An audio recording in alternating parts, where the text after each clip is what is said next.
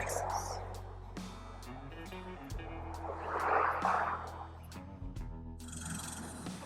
Hey Mario, how you doing? I'm doing good. Welcome to Texas. Thank you very much. Thanks for having me. We're at the barbecue joint. Let's go have something to eat. After you.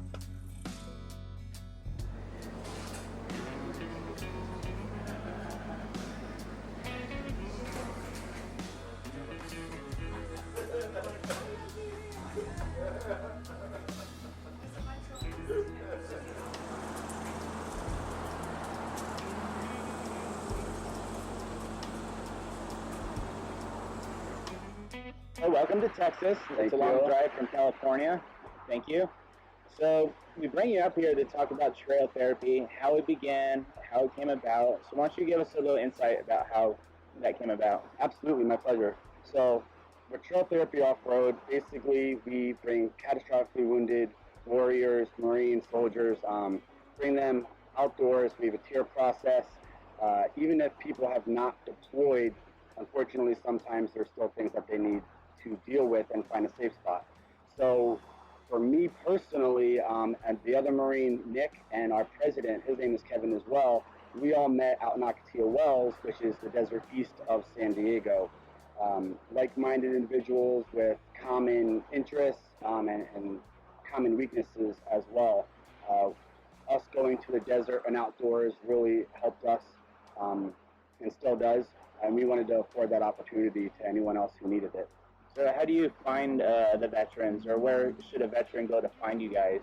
So they can go to our website, www.trailtherapyoffroad.org. That's our nonprofit site. It gives bios of us as individuals, our mission, and they can contact us on there. It goes directly to our emails.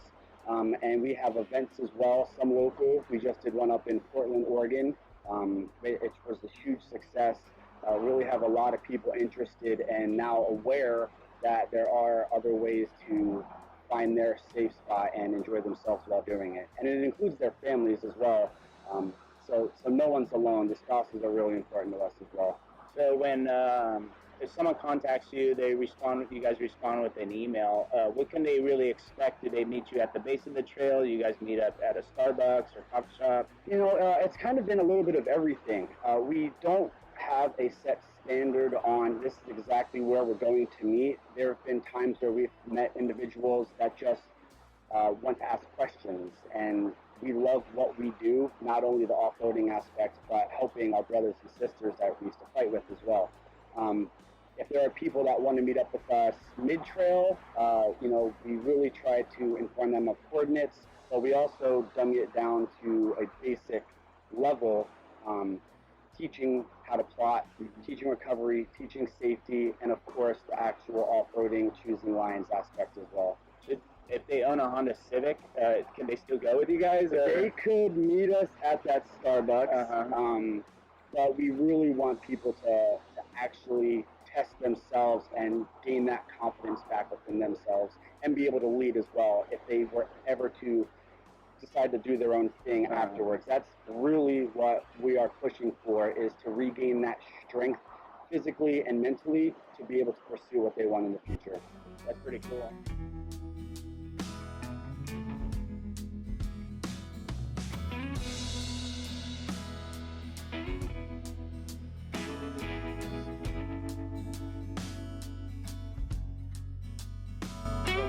I see that on Instagram you guys have a patch thing going. We do. Can you tell me about this patch thing? Absolutely.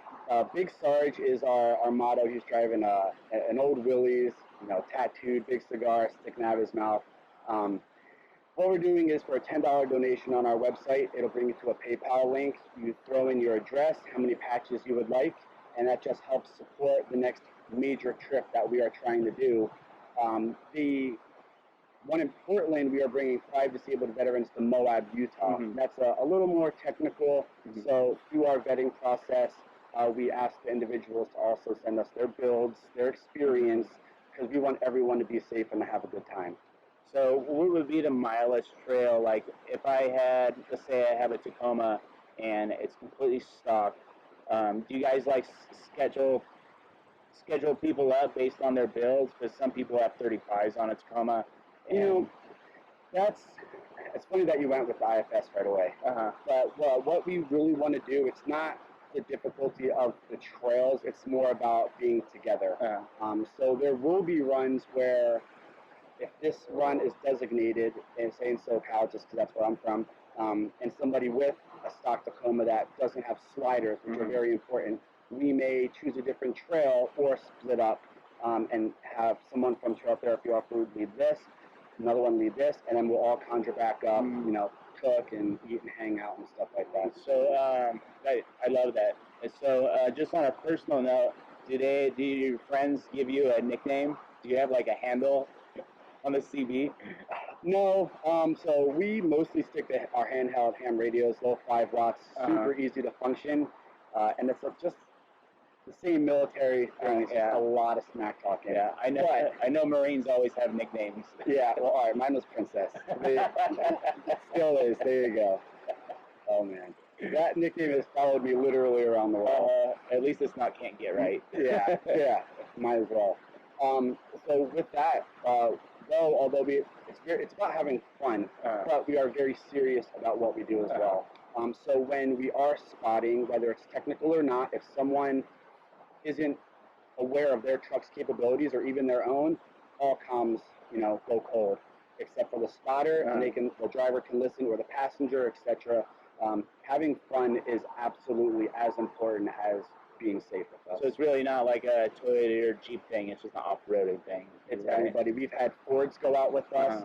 We don't have a distinguished, besides the veterans themselves and how we choose a disabled veteran, the vehicle, if it's capable, we don't discriminate at all. Choosing the right candidate, is it based on their disability or their needs, or maybe does it come down to where this veteran's going to be with you, and you think that this other veteran might pair up good with this and bond with each other? So we don't know, obviously, the veterans from a very personal level, but we kind of distinguish the way we build this several different ways. One is their location.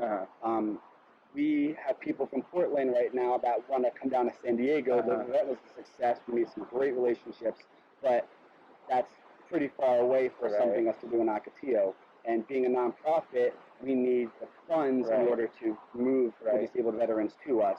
But we have people reaching out from, honestly, all around the world, and it's very great, and we cannot wait till we're able to tend to every single one of them on a physical off-roading aspect. We've been communicating with people, like I said, on more personal levels before they can get off-roading, and that's great too. We want to build that relationship, and we want everyone to be safe, of course. So there's kind of the location aspect. Then it comes to basically the tier group of the disabled veteran, and that's mostly what we're sticking to right now. But we are open to speak with anybody in the military or a veteran, even active. We've had reach out.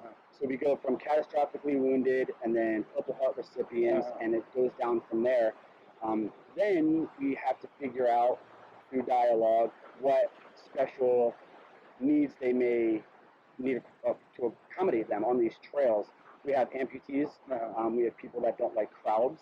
So we really try to work with all of that to make sure that they are as comfortable around that as they are off-roading.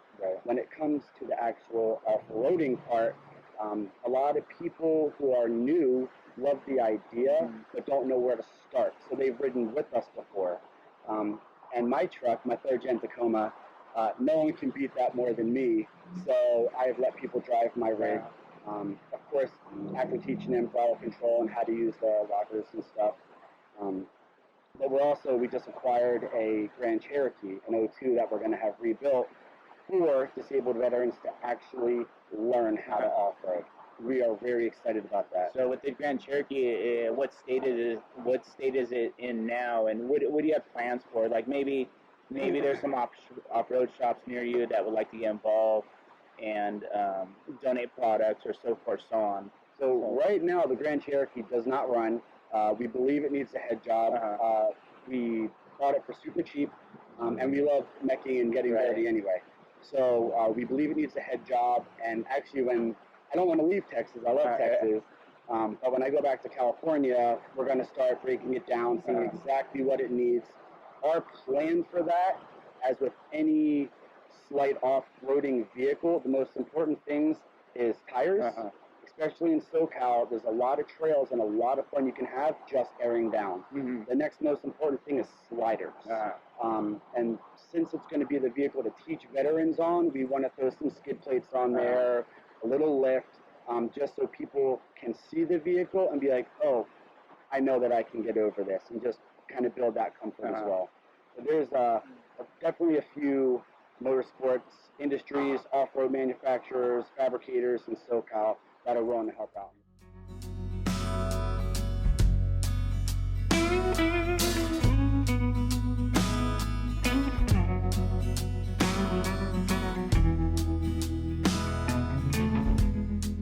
The Jeep's going to get built. You have an excellent plan for it. It sounds like it's going to be a lot of work.